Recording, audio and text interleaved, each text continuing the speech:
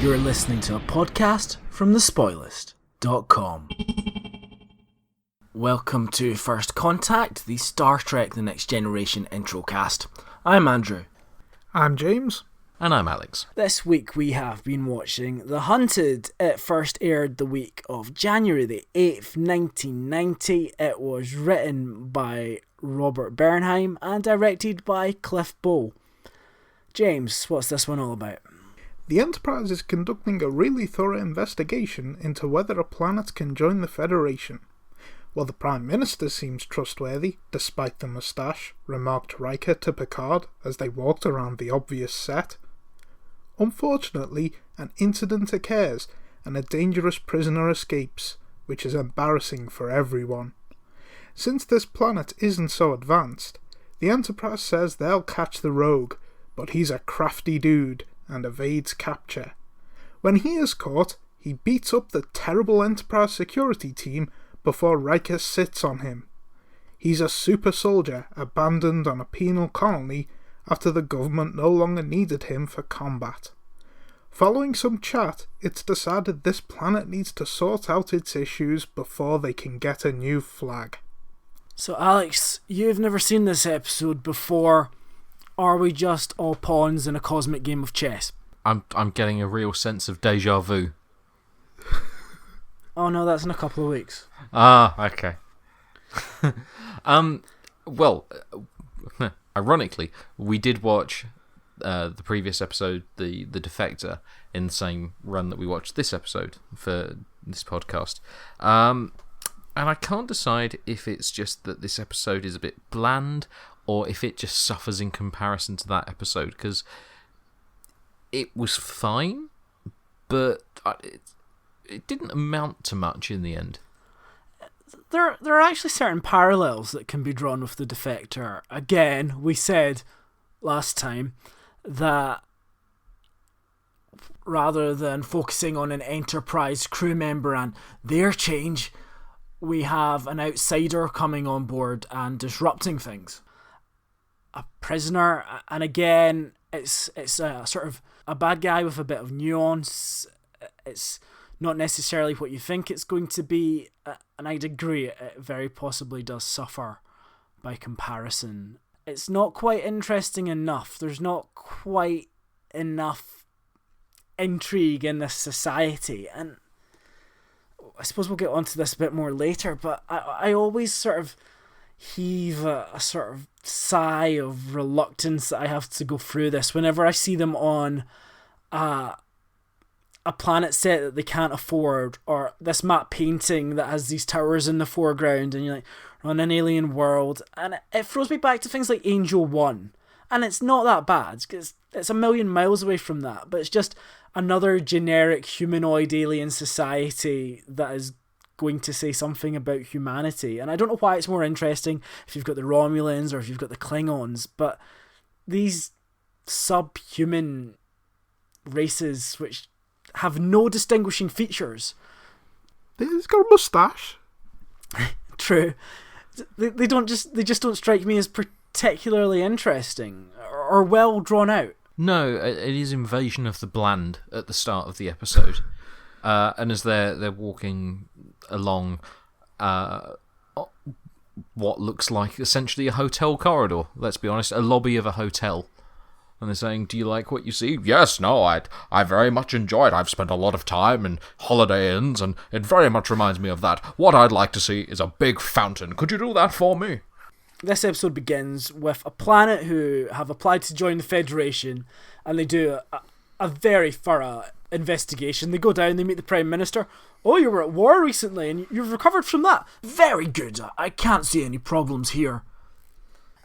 Is that how easy it is to get into the Federation? Do you not have to go through maybe monitoring over a number of years rather than one starship visiting saying, it's fine, I hope no incidents occur while we're here, and there's a hilarious farce going on while they try to stop all the terrible threats and invasions and prisoners getting into this one building, and it's absolute chaos.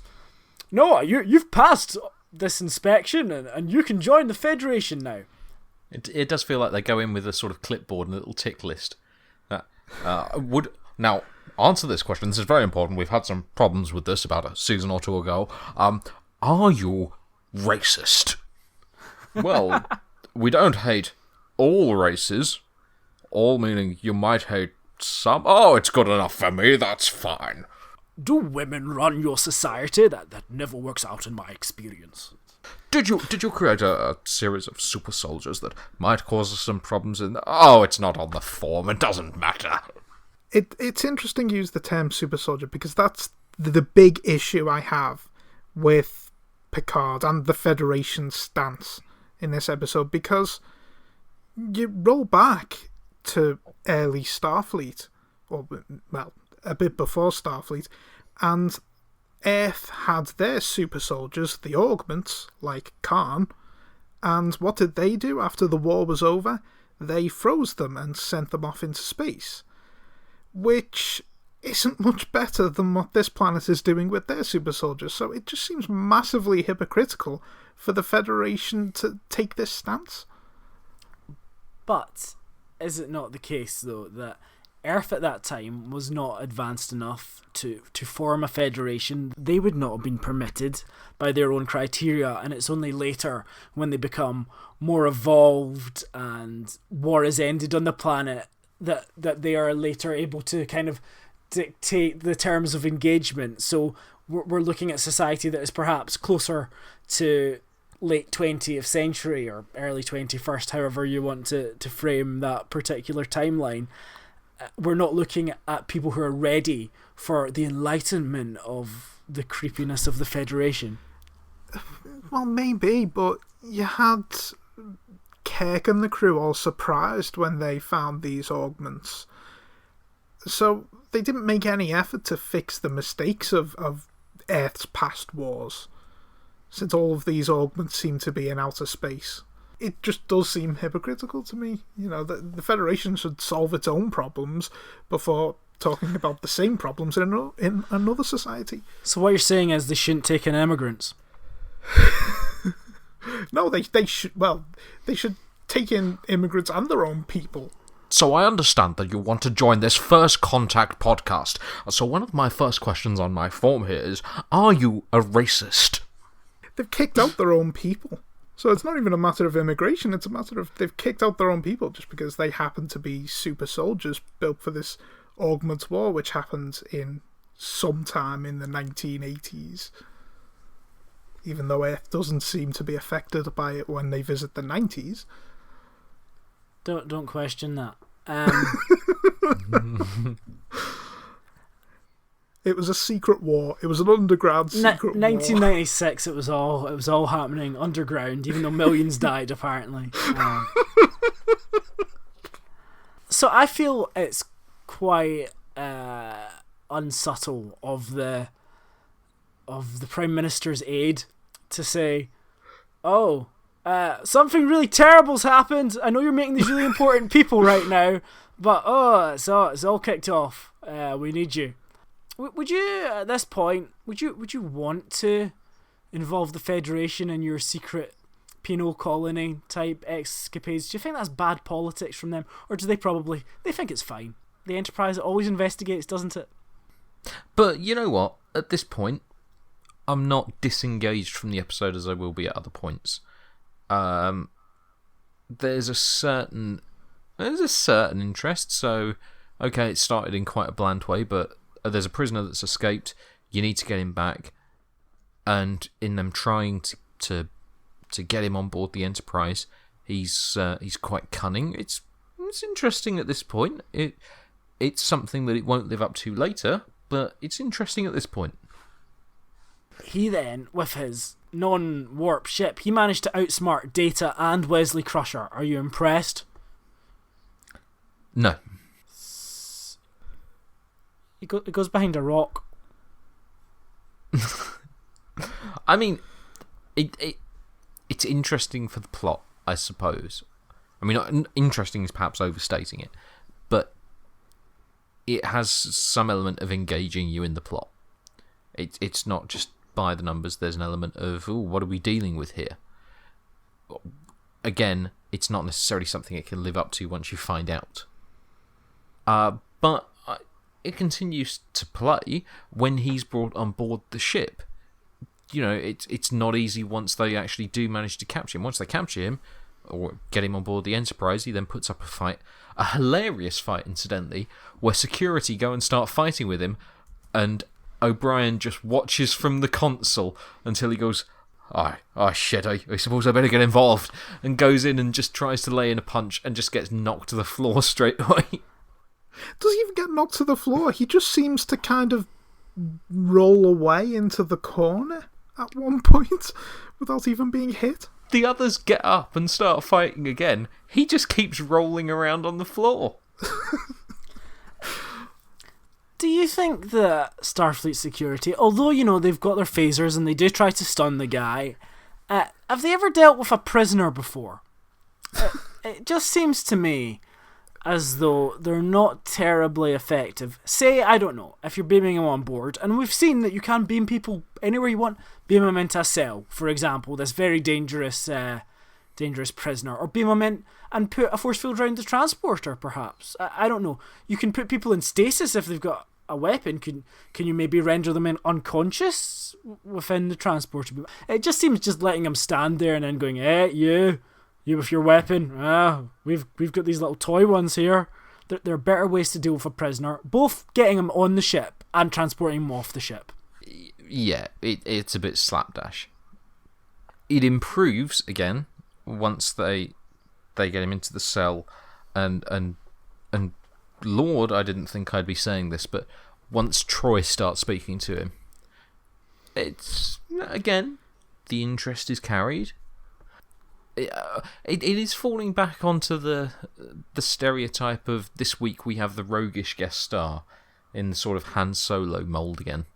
Yeah, he has a little bit roguish, gorgeous villain, isn't he? It does feel a slight simplistic thing of we're supposed to, from the off, sympathise with him because he's quite roguish, whereas the Prime Minister looks like he's just one shed of the year.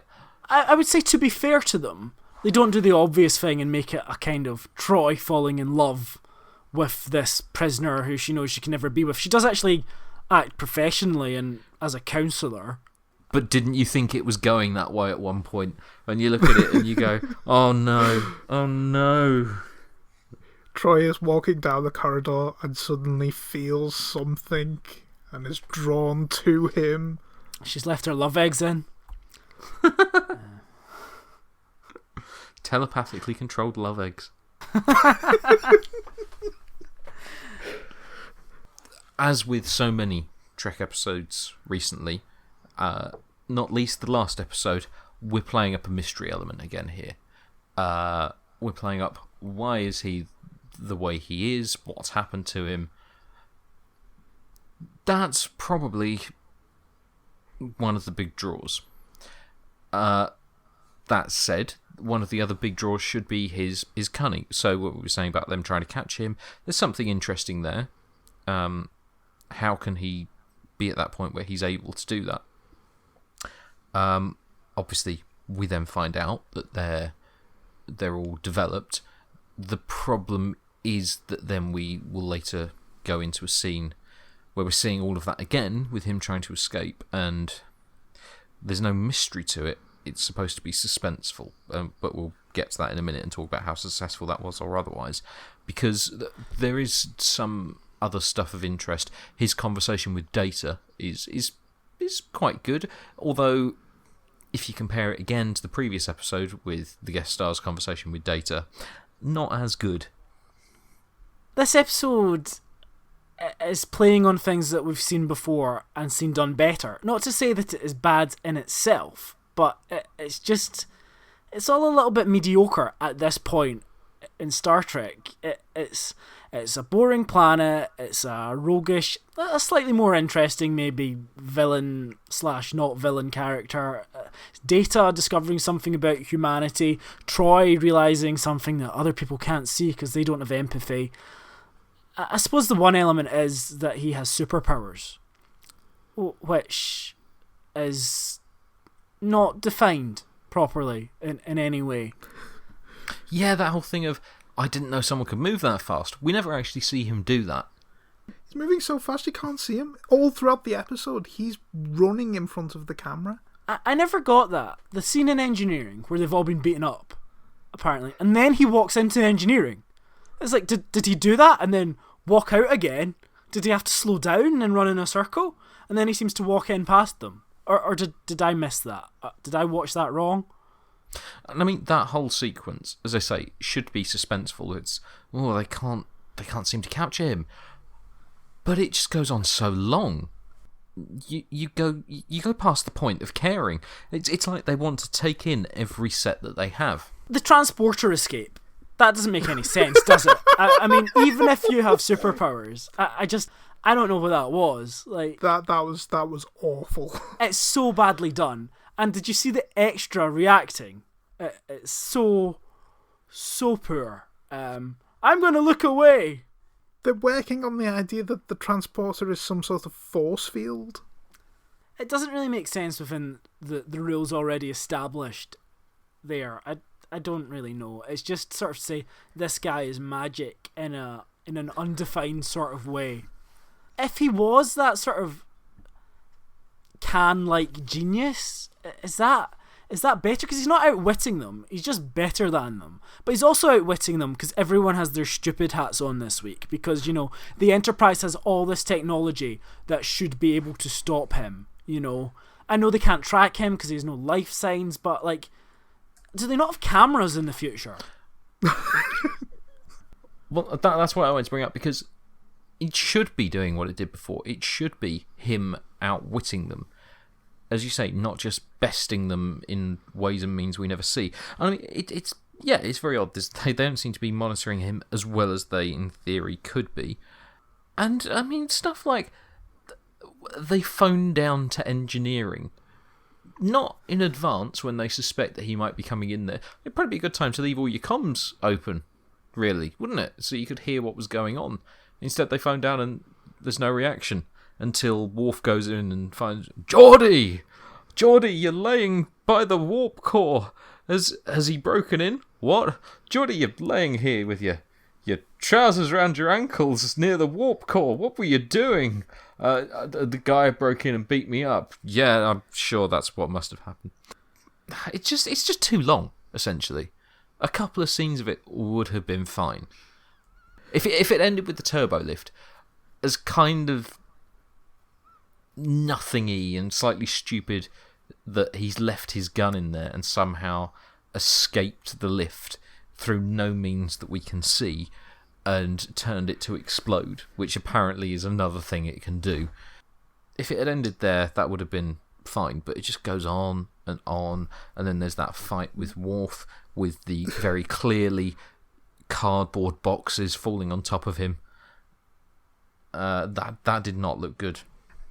Worf could have been paralysed by that, and then what would have happened to him?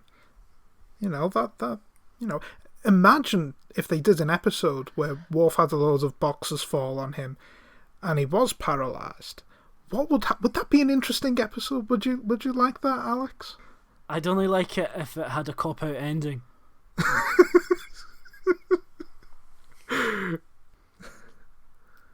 The reason we have this overly long escape sequence is Ira Steven Behr, who will go on to be very important in Deep Space Nine, and he is usually very good, but this was his first day as a staff writer, and he knew nothing of Next Generation. He only knew the original series.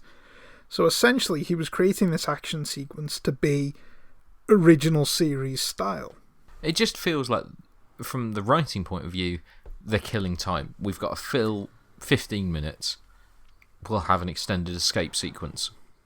It's odd, really, because in the original draft, it was only a brief sequence. That's all it needs to be. Yeah, it was turned into the entire third act by Ira Steven Behr. Yeah, it's all it needs to be. You need to play with the hubris of the rest of the crew. I don't know, maybe have Picard absolutely cast iron in his certainty that nothing can escape from our security measures. They're all there. Well, Captain, he has escaped. That would be fine.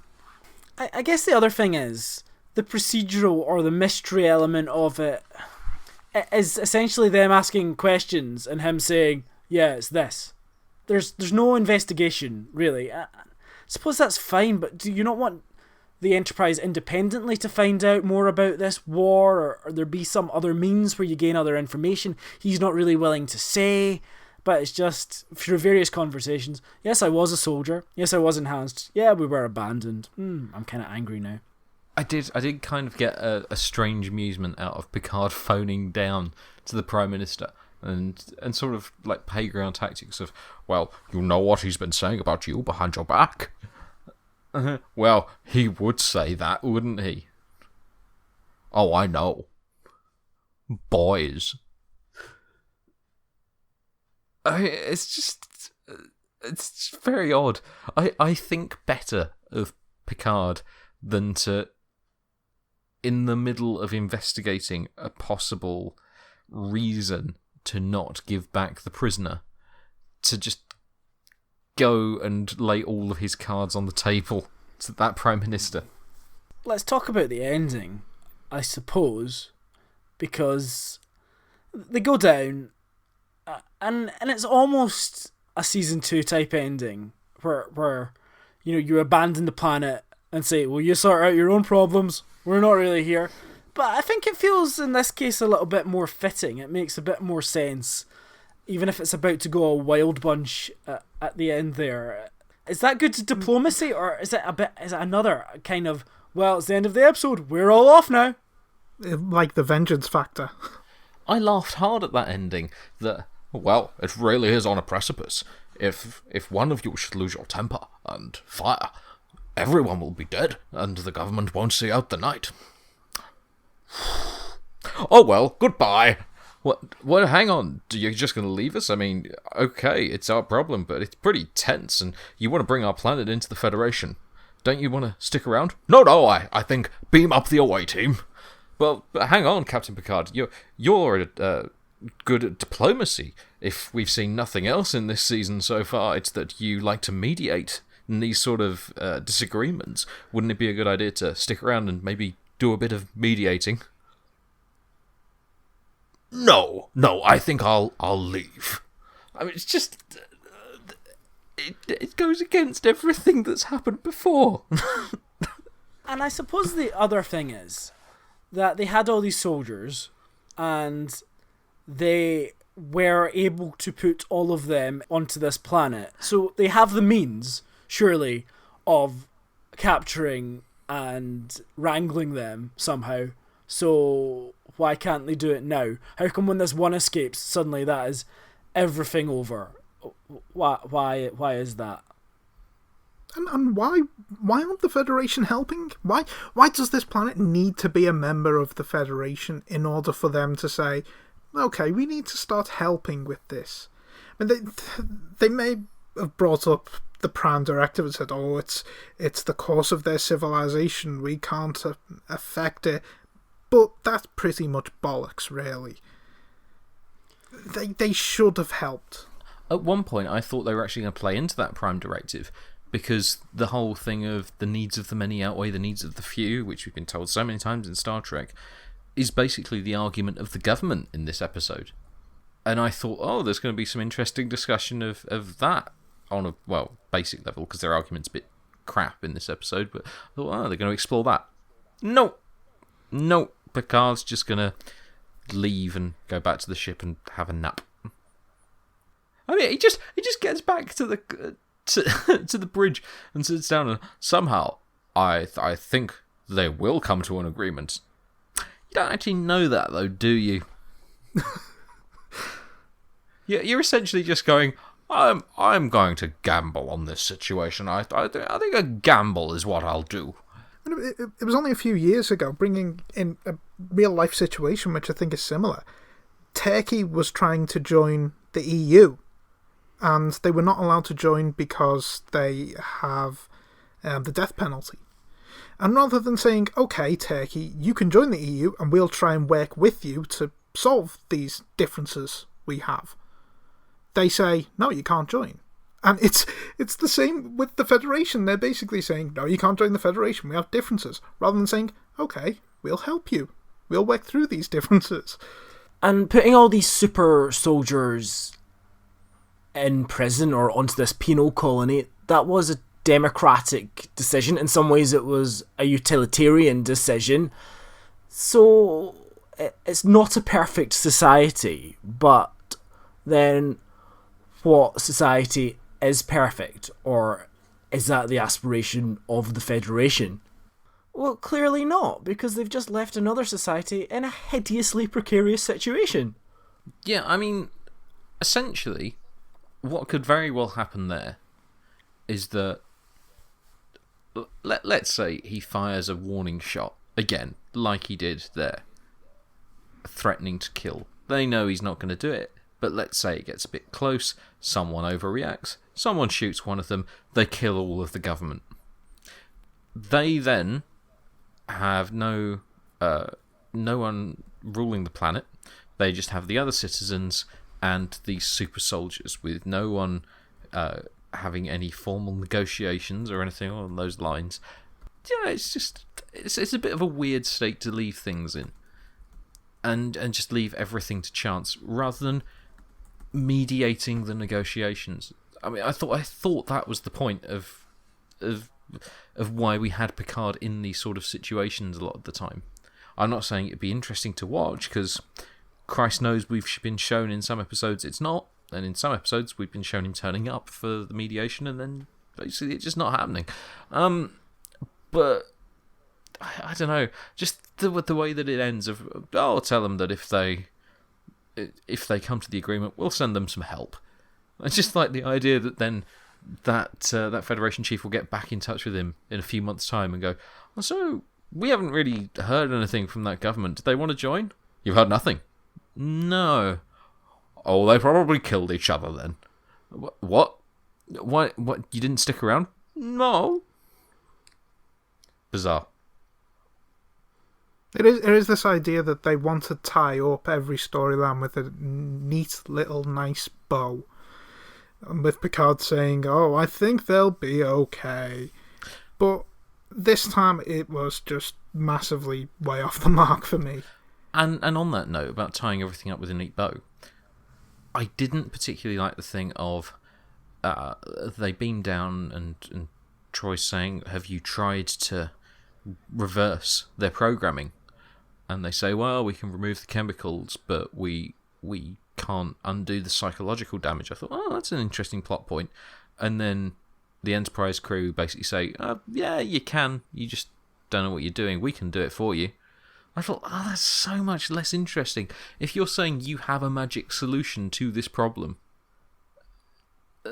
then you've got a tense moment to start with, and then they'll be allowed to stay, and then they'll be rehabilitated. And then everything's fine and rosy. It's far more interesting if they can't undo that psychological damage and somehow they have to come to some kind of arrangement. That's interesting. Not just having a reset button for them. It's too easy. It's not how life is. But the thing is, they don't even use that reset button. Because they could offer their help and say, we can help all these super soldiers. But they just say, no, you're not a member of the Federation yet. You need to sort out the issue first. Which is wrong. I mean, God knows we've seen more morally dubious stuff in the past. It's just that, I don't know, maybe we pick up on it more when we're a bit bored. There's something more interesting here, I think. Perhaps. But it's not this episode anyway. There's something to be explored in a planet wanting to join the Federation, and perhaps not all elements of it being perfect, and the Federation questioning its responsibility to the greater universe, or whether everything has to be homogenized. That's something there that could be explored, but none of that is. So now I'm talking about a completely different idea for an episode. As it stands, an escaped prisoner who isn't being treated correctly by his country or his planet as it is. It's fine. Like I say, we're maybe being a bit harsh on this, but it's all it is fine, and it's not well paced we're overthinking perhaps the thought that the writers have put into the morals here. But we keep getting told that Gene Roddenberry wanted to create this perfect future where everybody's happy and gets along. Then the Federation should always be trying to help people, and here they're not. And that's what annoys me so much about this. I maintain we wouldn't analyse it to this level if there was more happening in other areas, but what we're presented with instead is a 15-minute escape sequence, which amounts to nothing. So, obviously, we're going to end up analysing those morals. It's just, rather than how many punches does it take to knock out Chief O'Brien, it's just the more interesting thing to examine in the episode. And the thing is, you could laud the episode if it brought up these moral arguments, but it's all unintentional. Yeah. You've got episodes like Measure of a Man, which brings up these moral arguments, and that's brilliant because it challenges them, and it's all intentional, it's all very good writing. Here, it's just because there's a really long action sequence, and we need to think about something else for a bit. And if we're honest, what are we going to remember at the end of this? When we think back on this episode, if we remember much about it, what we're going to remember is probably that escape sequence. None of the morals in the episode. It will just be that there was a long sequence of someone escaping the Enterprise, which in a way is kind of telling. If the moral heart of the story means nothing, and all it is that we remember is a lackluster action sequence, it doesn't speak highly of the episode. So, any final thoughts on this one? I'd like to not think about it at all in many ways. And I didn't think greatly about it when I watched it. It's one of those episodes which you have no memory of, and then get to and realise, oh God, I'm really not enjoying this episode. It's annoying me. It's making me hate watching Next Generation, which I usually enjoy. I'm just going to try and remember it as the one where Chief O'Brien looked at a fight and went, "Oh well, I guess it's time to get out the old jukes." Well, let's bring this episode to an end, and let's visit a place we like to call Quickfire. Quickfire. The brig was different. it had a sing. The Jeffries tubes are clearly not Jeffries tubes. Of course, named after art director Matt Jeffries, who created the original Enterprise. But Jeffries tubes are going to shrink significantly in the future. This is the first time they refer to them as Jeffries tubes, isn't it? So you could say that the Jeffries tubes we see here are the actual ones, and everything after this aren't actually Jeffries tubes. You have blown my mind. So, Michael Piller said the whole theme of this show was let's look at how society treats its returning veterans. So, it's a Vietnam episode. It's Rambo. I didn't get that. And that's a feeling of the episode. That would have been a much more interesting episode. Star Trek meets Rambo.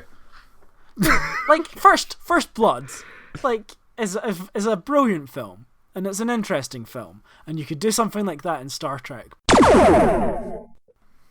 On that ending, Michael Piller said, at first we were going to have a huge shootout and have everyone wiped out in the end.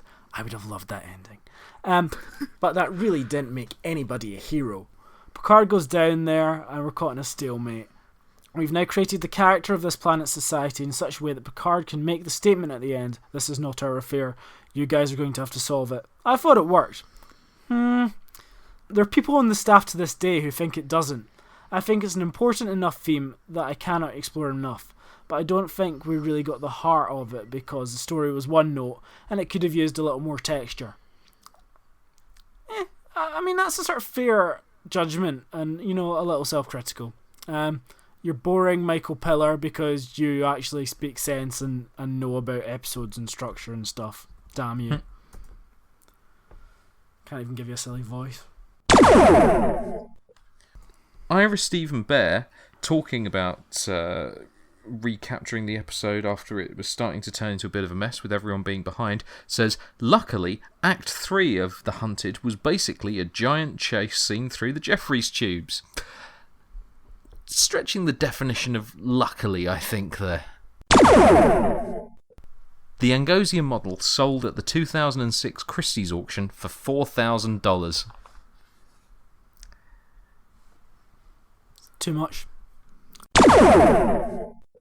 James Cromwell, who appeared in this episode as Narok, whose name you all remembered, will go on to play Zefram Cochrane in Star Trek First Contact, and then later in the pilot for Enterprise, which everyone remembers. And then later in a brilliant sequence in the Mirror Universe Enterprise episode. Hang on, who was he playing in this episode? The Prime Minister, with the moustache. Okay, fine. I didn't recognise him. And he also goes on to play Shrek in a Next Generation episode. What? Honestly, have a look. He plays a character called Jaglom Shrek. Well, that wraps up that episode. Thanks once again for listening. We will be back very soon, or at the very least, soonish. Next time we will be talking about The High Ground. So for now, goodbye. Goodbye. Goodbye.